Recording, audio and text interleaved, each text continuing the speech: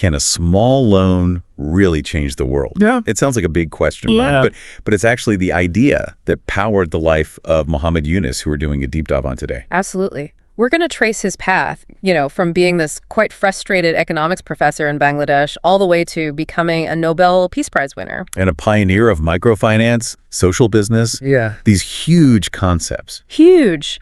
And our mission here is really to pull out the key insights for you. We've gone through, a lot of material, his own talks, historical stuff, even very recent news. Right, to really get a handle on his ideas, the hurdles he faced, and what he's still trying to do to change things. It's quite a story. Okay, so let's set the scene. Bangladesh, 1974, it's a new country, but it's facing just devastating poverty, famine even. And here's Yunus back from the U.S. with his PhD. How does someone like that react, seeing people starving right next door? Well, that's the thing, isn't it? He found it incredibly frustrating. The economic theories he'd learned just felt useless, completely disconnected from the human suffering he was seeing literally outside his office window. So what did he do? Not write a paper, I guess. No, not at all. His first step was really personal, very direct. He took $27 out of his own pocket. $27? Yeah, just $27. Yeah. And he lent it to 42 women in a nearby village, Jobra. They were making bamboo stools, trapped by these predatory lenders. He just wanted to give them a way out of that cycle. And that was the spark, wasn't it? That moment where he realized... Exactly. The aha moment. It hit him.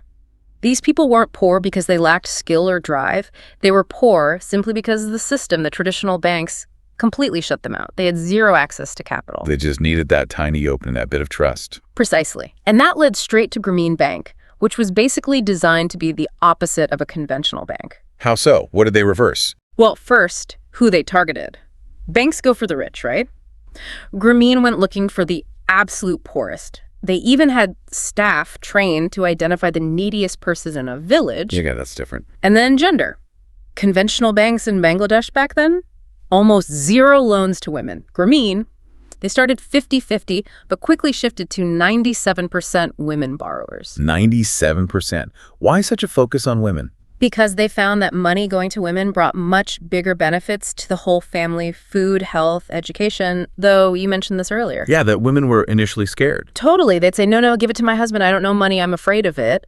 It took real persistence from Grameen to build their confidence, to overcome that ingrained societal thing. Wow. Okay, so targeting the poor, focusing on women.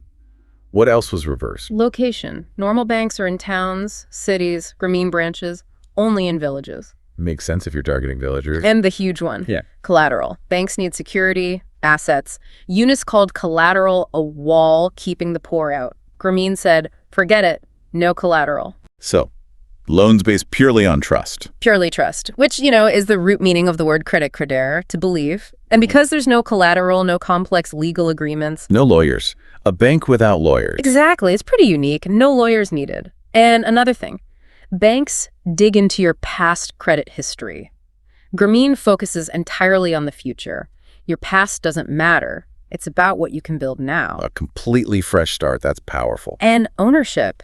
Conventional banks owned by the rich. Grameen Bank, owned by the borrowers themselves, the poor women. Today, that's over 8.4 million borrowers. That scale is just incredible. And it's clear how this changed women's economic lives. But you mentioned wider impacts. Oh yeah, some really profound social shifts. For example, get this, Bangladesh's birth rate dropped dramatically. It went from about 3.3% down to 1.4% over maybe 25 years. Wow, 1.4%. That's really low, especially for a Muslim country, right? Comparable to India. Exactly. And experts largely attribute that huge drop to women's empowerment through microcredit. When women have more economic control, more agency, it impacts family planning decisions. That's a stunning nugget right there. It's not just about money, is it? It's about fundamental societal change.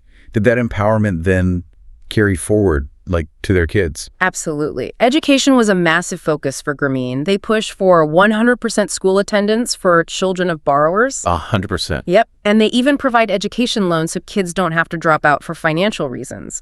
This meant, for the first time, children of illiterate parents who maybe never thought it possible. They could become doctors. Engineers. Doctors, engineers, professors. It created a whole new reality in villages, a completely different trajectory for the next generation. He has that analogy for this, doesn't he? The tree. The bonsai tree analogy, yes. Right. He says poverty isn't about the person, the seed. The seed is fine, capable of growing into a tall tree. Poverty is the flower pot, the restrictive system that gives the seed no room to grow. So poor people are like bonsai people, stunted by the system, not by inherent flaws. Exactly. It puts the onus on fixing the system, the pot, not blaming the seed. That really reframes the whole problem. Okay, so microcredit helps women, helps kids get educated, but could it reach even further? What about, say, beggars? Could this model help the absolute poorest? Yunus definitely believes so. He was adamant that even the poorest person has entrepreneurial potential. So they developed the Beggars Program. It was quite innovative. How did it work? They offered small loans to beggars, not to stop begging immediately, but to carry some merchandise while they were already going door to door. Cookies, candies, maybe small toys. So giving them something to sell if people didn't give alms. Exactly. Yunus called it giving them two businesses instead of one, sell something or receive alms, and the results were pretty remarkable. Yeah. How many people joined? Over 100,000 beggars took part. And get this, more than 22,000 of them stopped begging completely. 22,000. They became salespeople instead. Successful door-to-door salespeople. Some apparently even became like personal shoppers for housewives in the villages. It was a huge shift in dignity and livelihood. That's incredible. But I imagine it wasn't easy for them to make that switch. No, Yunus acknowledged that. It takes real courage and patience to move away from your, quote, core business, the only way you've known to survive. But it proved the point. Opportunity and trust can unlock potential even in the most destitute situations. It shows this wasn't just about money for him, was it? It seems like he just saw problems and instinctively thought business could solve this. That's exactly right. And that led him to his next major concept, social business. Okay, so what is a social business, according to Yunus? How's it different? He defines it very clearly. It's a company created to solve a social problem. Crucially, it's non-loss. It has to be sustainable, cover its costs, but also non-dividend. Non-dividend, meaning? Meaning any profit the business makes isn't paid out to owners or investors. It's rolled right back into the business itself. To do more good, to Yeah. expand the impact. Precisely. The goal isn't personal profit. It's maximizing the social benefit. It's different from a regular profit-maximizing company, obviously, but it's also different from traditional charity, where money goes out once and doesn't come back. A social business aims to keep that money working indefinitely. Can you give some examples? What kind of problems did he tackle with this model? Sure. Solar energy was a big one. Grameen Energy. It started slow, maybe selling 4 or 5 solar home systems a month. It was tough going. And now? Now, they sell over 1,000 systems a day. They've reached about 2 million households. It's become the biggest off-grid solar provider in the world because villagers needed affordable, clean electricity. Kerosene lamps were unhealthy, expensive. Okay, solar power. What else? Well, there was the issue of night blindness, which was common, especially among children, due to vitamin A deficiency. Right. How do you solve that with a business? Surprisingly simple, actually. They started selling tiny 1-penny packets of vegetable seeds, high vitamin A varieties. People could easily grow them in their yards. And that worked. Massively. Night blindness largely disappeared in Bangladesh because people had access to affordable nutrition. It showed you don't always need complex solutions. That's clever. Any others? Improved cooking stoves. Traditional indoor cooking fires cause terrible respiratory problems, especially for women. So they designed and sold simple, cheap, fuel-efficient stoves. Again, Yunus argued, people will pay for something that improves their lives, even the very poor. There's nothing called too poor to pay if the value is clear. And wasn't there something with high tech, too?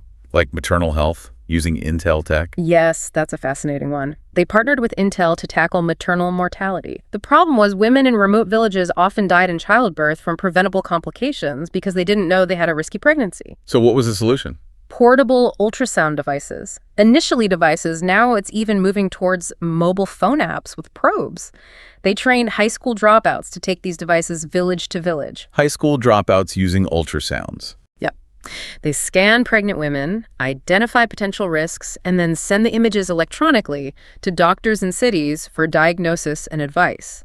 It's about bringing essential healthcare using technology right to the doorstep.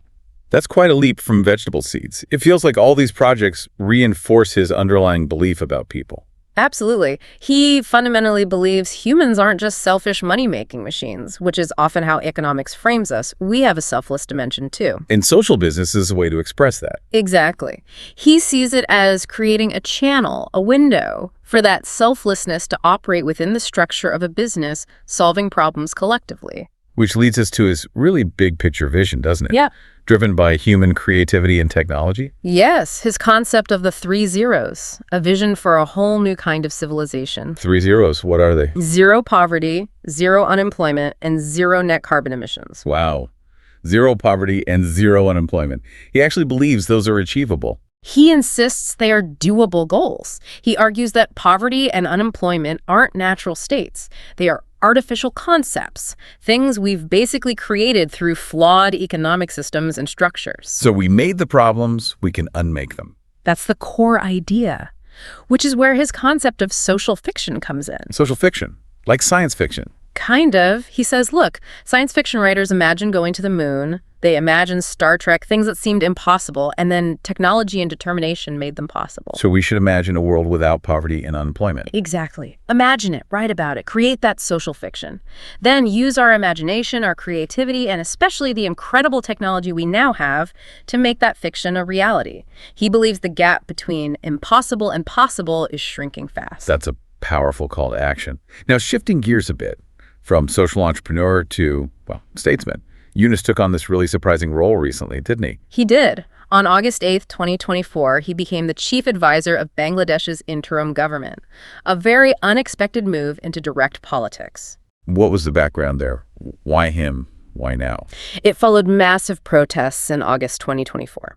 Protests against the previous government, which demonstrators were calling corrupt and authoritarian. The situation escalated, the government collapsed, and there was this huge public call for Yunus to lead. Did he want the job? Actually, no. He initially refused. He had always stayed clear of direct politics, but he said he was moved by the inspiration and the sacrifices of the young protesters who saw him as a figure of integrity. So he accepted. And what's the mission of this interim government under his leadership? Their stated goal is a clean slate. They want to fundamentally rebuild institutions, the banking system, police, civil service, which they see as having been corrupted or broken. How are they approaching that? They've set up 15 different reform commissions, covering everything from the constitution and election processes to the judiciary and media freedom. The ultimate aim is to pave the way for free and fair elections, hopefully by mid-2026. That sounds like an enormous undertaking. What are the biggest challenges they're facing right now? Oh, the challenges are immense. He described the economy as shattered. Empty banks, allegedly vast sums siphoned out of the country, very low foreign currency reserves, a mountain of bad debt. So economic crisis is number one. It's huge, but also rebuilding law and order is critical. Then there's the ongoing Rohingya refugee crisis, over 1 million refugees in camps, and the government is pushing for their safe return to Myanmar. Complex international issues too, I imagine. Definitely. Managing relations, especially with neighboring India, is delicate, particularly concerning the former prime minister who fled there and is reportedly still trying to influence events. It's a diplomatic tightrope. With all that, has he been able to launch any specific initiatives yet? Yes, a few tangible things are moving. They're finalizing an agreement with SpaceX to bring Starlink satellite internet across Bangladesh. The idea is reliable access, even potentially preventing future governments from shutting down the internet during unrest. Okay, that's significant. Anything else? They've also committed to signing key international labor organization conventions, the ILO conventions addressing labor rights. That signals an intent to tackle some long-standing issues in that sector, which is relevant given his past legal troubles. Right, and it's really important to touch on those controversies. His journey hasn't been smooth sailing. He's faced a lot of legal challenges over the years. How many are we talking about? At one point, something like 174 different lawsuits were filed against him.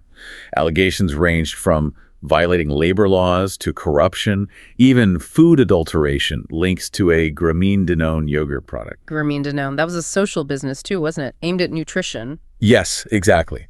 Formed to provide affordable, nutritious yogurt to combat malnutrition. Yunus himself has always maintained these charges were politically motivated, essentially smear campaigns by the previous government that saw him as a threat. And there have been recent developments clearing his name in some cases. That's right. Just very recently, in August 2024, a conviction he received earlier in the year on a labor law violation was overturned. And he was also acquitted in a separate graft case around the same time. So these legal fights have been a major ongoing part of his story. Despite all that political opposition and legal pressure, his global standing seems undiminished. Absolutely. The Nobel Peace Prize in 2006, which he shared with Grameen Bank, was obviously huge. It was for pioneering microcredit as a tool for economic and social development. And he was the first ever Nobel laureate from Bangladesh. And he's in some pretty rare company with other awards too, right? He is. He's one of only 7 people in history to have received the Nobel Peace Prize, the U.S. Presidential Medal of Freedom, he got that in 2009, and the U.S. Congressional Gold Medal in 2010. Plus, literally hundreds of other international awards and honorary degrees. It speaks volumes about his impact. And that impact is global. His microcredit model, the Grameen model, has inspired similar efforts in nearly 100 countries. And not just in developing nations. Yeah. No, that's what's fascinating. It's been adapted and used in developed countries, too, including the U.S. It shows the core idea, trust, small loans, empowerment, has universal resonance. It's really an incredible arc. From that single $27 loan to a global movement, changing millions of lives, creating the whole concept of social business, and now leading a country through a critical transition. His belief in human potential just seems unwavering. And his willingness to innovate, to challenge basic assumptions about economics, charity, how we solve problems, it's constantly pushing us to think differently. So Yunus urges us to use social fiction, to imagine a world with zero poverty, zero unemployment, because he thinks these huge goals are achievable. It makes you think. What seemingly impossible social problem, maybe in your own community or globally, could you imagine tackling with a business mindset? Using that limitless human creativity he talks about, plus the technology we all have now. What will you do with the power of your ideas?